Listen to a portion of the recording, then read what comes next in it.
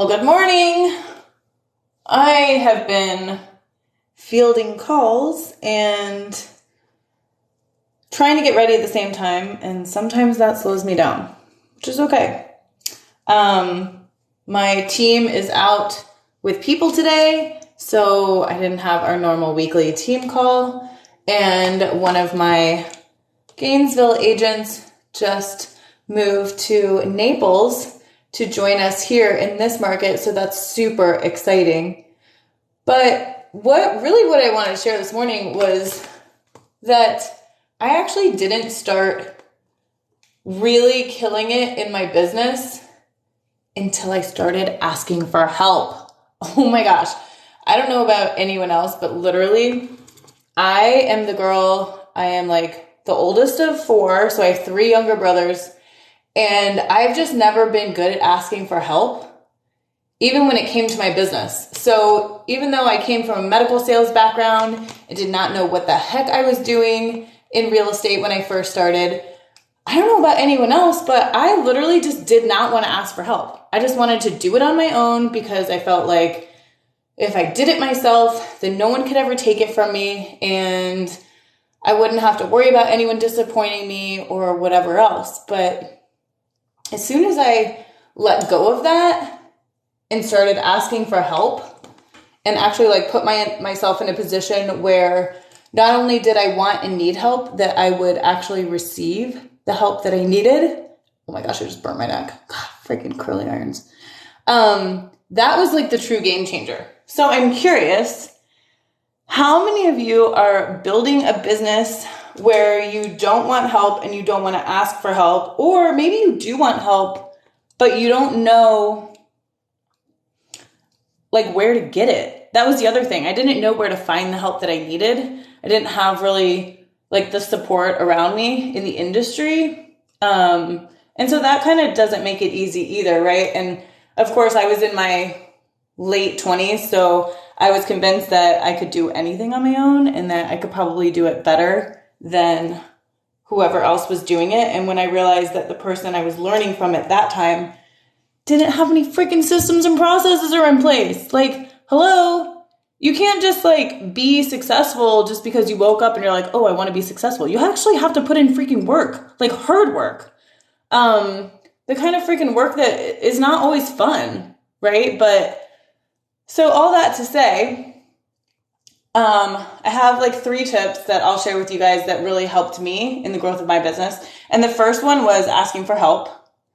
But alongside asking for help, I actually had to find the people that I would want the help from, because you're not going to go to someone who doesn't have what you want and ask them for their help. That makes 0 sense, right? So it's way better to just find someone who already has the success that you want or need and ask them for help, right? And then put your ego aside and listen to what they have to say. They're already doing it.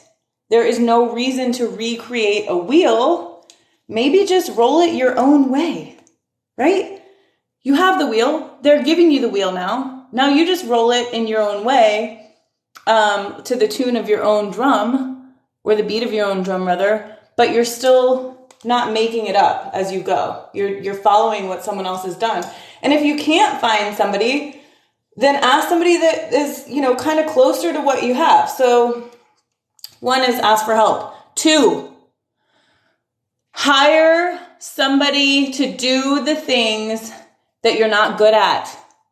You guys, you can be good at a million things, but if you are not awesome and excellent at one of them, what the heck are you doing? If you are not good at making cold calls, if you are not good at having conversations with people or social media or whatever it is that you're not freaking good at, stop trying to do it. Find somebody, pay somebody to do the things that you're not good at. I can do paperwork. Anybody can do paperwork. A freaking monkey can do paperwork. But does that mean I should be sitting at home doing paperwork? 100% no. That is not my best use of time. That is not my highest and best use of self. So, first thing, find a mentor, ask for help. Second thing, and make sure it's somebody that actually is making money doing what you want to do. And then the second thing is pay someone to do the things that you're not good at. And the third thing is start perfecting the things that you are good at. Spend the time to really take your craft to the next level. If it's selling real estate, why should anybody use you over someone else? And if you don't have a good 30-second elevator speech, why would anyone use you? Right? Find what is your unique selling proposition. What is it that you're so good at that no one else can do other than you? The thing about it is with that, it could be a million different things, right? It could be a million different things. But you got to find out what is the one thing. If you haven't read that book, The One Thing, I would encourage you to read it. It's really good. I'm a total book nerd and I read all the time. That is one of them. And I probably need to reread it because right now I'm all over the board trying to start a new business on top of the business I already have and a coaching business. And there's all these things that I want to do. But I can't do any of them if I don't ask for help.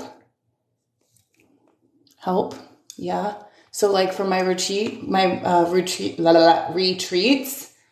I have somebody helping me. She already booked all the rooms. Like I don't have to do that part. I just have to do the content and the marketing. But that's the part that I love.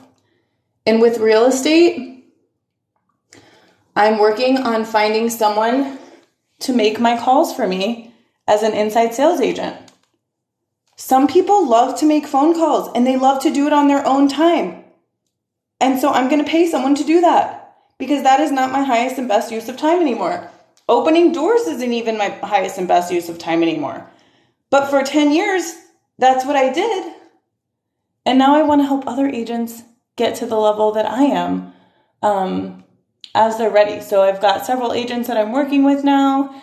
And it's really exciting and fun to watch them start closing deals and start getting, building their pipelines and coaching them through that. And I'm working with my own coach. I don't know how long you've been following me, but I have coaches for just about everything in my life. I'm clearly not a competitor shape right now, but I had a coach for my competitions. I used to compete in bikini. I went pro 2 years ago as an IFBB bikini. My competitions. I used to compete in bikini. I went pro 2 years ago as an IFBB bikini pro, and I had a coach for that. I had a coach for my business. I have a new coach for my business. I had a life coach the last quarter of the year. You guys just find people that you connect with and connect for